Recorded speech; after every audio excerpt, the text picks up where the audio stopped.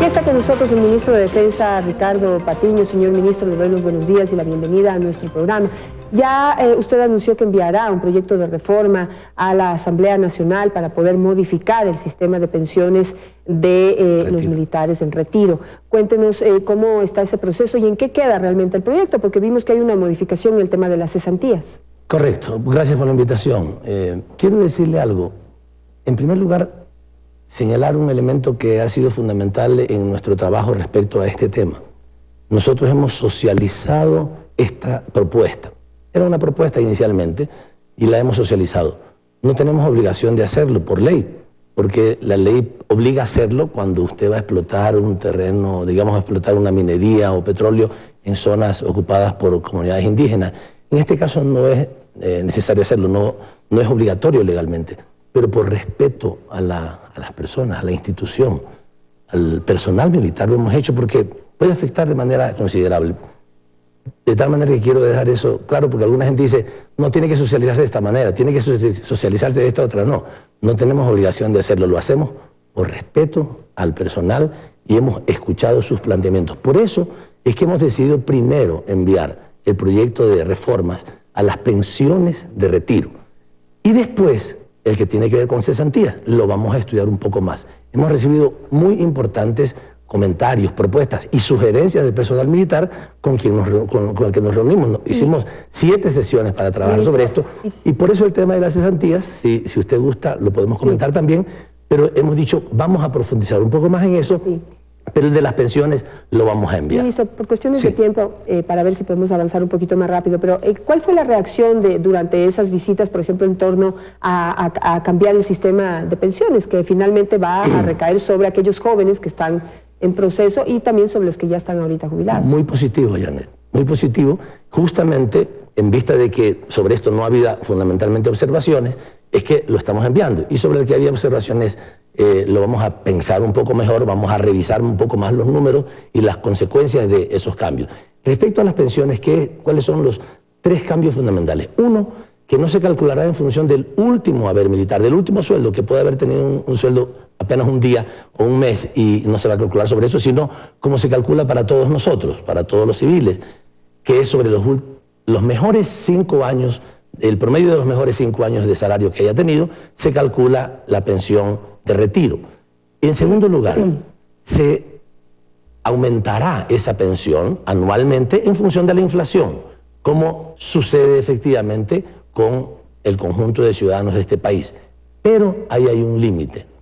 En la seguridad social civil existe, a pesar de que usted puede haber tenido, cualquier ciudadano, un médico, un cirujano especialista, puede haber tenido entre sus 5 mejores años un sueldo de $8.000, de $6.000. Sin embargo, cuando recibe la pensión hay un límite en la seguridad social, porque este es el criterio, el principio de la solidaridad. Unos aportamos más porque tenemos un sueldo más alto, otros aportan menos, pero al final de nuestra vida activa, cuando recibimos las pensiones, el máximo que puede haber, digamos, actualmente es entre un salario mínimo y $2.000, nada más. Si alguien ha ganado mucho más, el gerente de una empresa, el gerente de un banco ha ganado $15.000 mensuales, sin embargo, su pensión jubilar nunca puede pasar de 2.000 en este momento. Y eso es lo que planteamos también hacer con las Fuerzas Armadas. No bajarlo en este momento, solamente permíteme un segundito, Janet, no bajarlo en este momento a 2.000, pero que se congele hasta que ese techo llegue hasta allá y que no siga aumentando como actualmente sucede. Hay un oficial de alto nivel, de alto rango, que se retira con, tengo algunos ejemplos, que se retira con $1.200 y a los pocos años puede tener $2.000, $3.000, cuando ya está pasado de ese límite. Digamos que el fondo de la discusión, o por lo menos lo que han planteado militares en este espacio y en muchos otros, es que ya no se trataría de un régimen especial de jubilación o pensiones para los militares que no hacen un trabajo común y corriente. Es decir, no son como un gerente de cualquier empresa ni como un empleado de cualquier empresa, sino que han sido personas que han ido a la guerra, por ejemplo, y que tienen el riesgo para su vida es permanente. digamos, es inminente.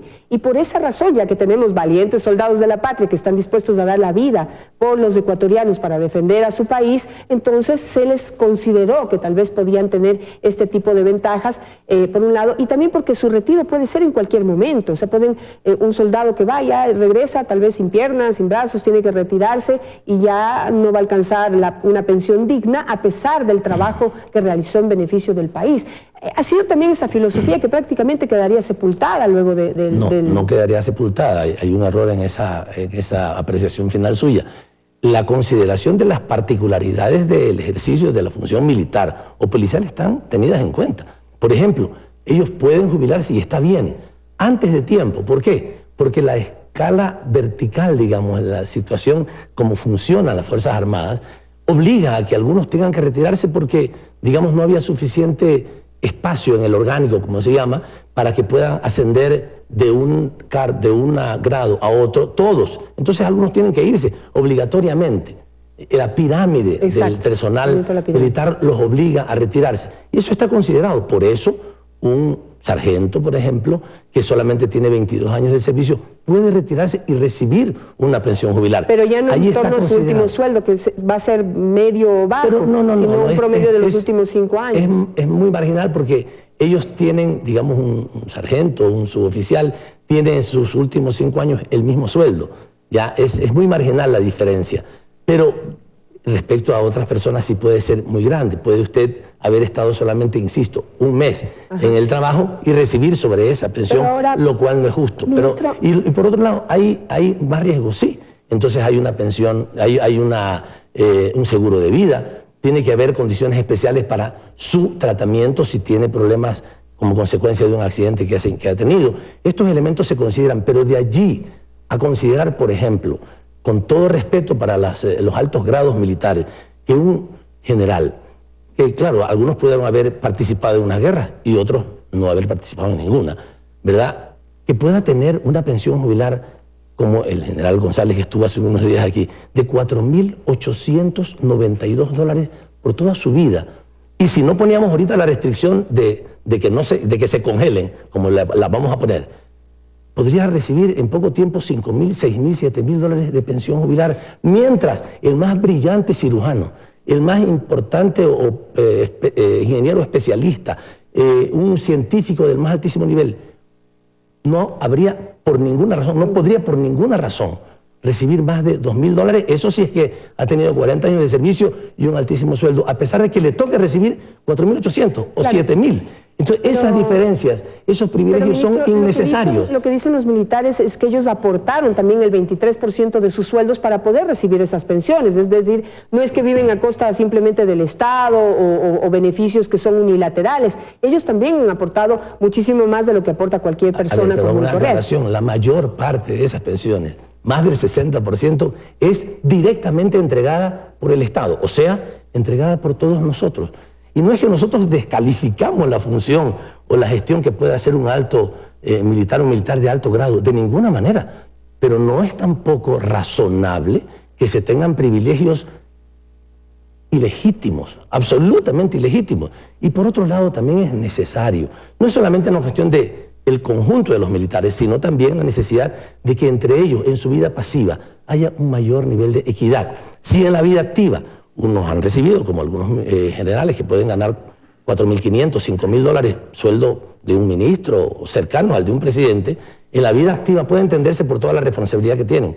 Pero en la vida pasiva todos tenemos los mismos problemas, todos estamos llenos de enfermedades, de situaciones de discapacidad, dejamos de oír. Pero no hemos ido a la guerra. Y aunque no hayamos ido a la guerra, pero muchísimos de ellos tampoco han ido a la guerra, con todo respeto. Ministro, entonces tengamos en cuenta esos elementos. La deuda que el Estado tiene con el ISA, porque muchos de los militares en retiro que están protestando por toda esta situación dicen que también eso está causando un grave problema a la institución y ya no reciben préstamos, ya no están recibiendo medicinas a tiempo, ni sus tratamientos. Entonces, eso también hay que reconocer lo que ha golpeado también la institución. A veces parecería como que quisieran como acabarla casi. De ninguna manera. También es una apreciación muy equivocada la suya. Apreciación no podemos, mía, sí, no podemos decir que, o sea, pero si no lo dejamos claro, puede pensarse que eso es cierto. No es cierto. Los consejos, las juntas parroquiales rurales también tienen retraso. los municipios tienen retraso, los gobiernos provinciales tienen retraso, los constructores tienen retraso.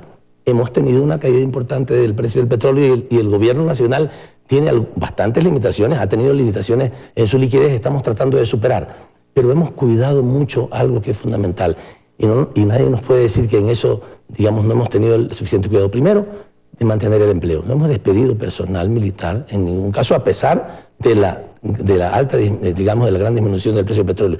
Hemos mantenido puntualmente pagando los sueldos y hemos mantenido puntualmente pagando las pensiones, incluso esas que son de 4.800 o de 4.500 dólares mensuales, que son bastante ilegítimas, por decirlo menos, están siendo pagadas.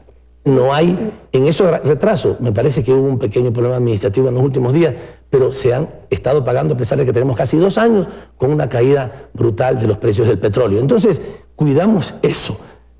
Claro, hay algunos otros temas que son, digamos que no podemos todavía ponernos al día y lo reconocemos, lo vamos a ir haciendo y con lo cual el ISFA va a volver a tener la liquidez necesaria para que otras prestaciones que no son las fundamentales. ¿350 millones? Son más de 300 millones, ¿no? Eso es un tema que yo he estado permanentemente conversándolo con el Ministerio de Finanzas para que vayamos poniéndonos al día. Lo hicimos, incluso ahora, aunque el mes pasado solamente pudimos pagar lo de las pensiones y los sueldos y nada más, en este mes se ha pagado valores adicionales para que también algunas otras, digamos, recursos se puedan dar. Por ejemplo, solo permítame, lo que tiene que ver, porque son más de $1 millón de los valores que corresponden al seguro de vida y algunas prestaciones de las familias de los militares que fallecieron en el accidente aviatorio. Están pagadas inmediatamente. Son temas urgentes que no podemos llegar a hacer y lo hemos hecho, lo seguiremos haciendo también. Ministro, simplemente y rápidamente, porque vea que ya me prendieron la música, un malvado. ¿Y eso qué? ¿La música ya? Sí, ya tiene que irse. Cuando prende la música uno tiene que quedarse. Claro, así, eso dice, pero bueno, ahí nos esto funciona se puede quedar, está invitadísimo. Ministro, simplemente, ¿el proyecto cuándo se presentará en la Asamblea? En los próximos días estamos revisando ya con los últimos ajustes que hemos hecho, estamos revisando el proyecto de reforma a la ley con el equipo jurídico y en los próximos días se presentará eso. Y el de cesantía quedará, como le decía, para una revisión profunda. Me gustaría en algún momento venir a conversar también sobre ese tema que es importante. Aquí está siempre las puertas abiertas para cuando usted necesite.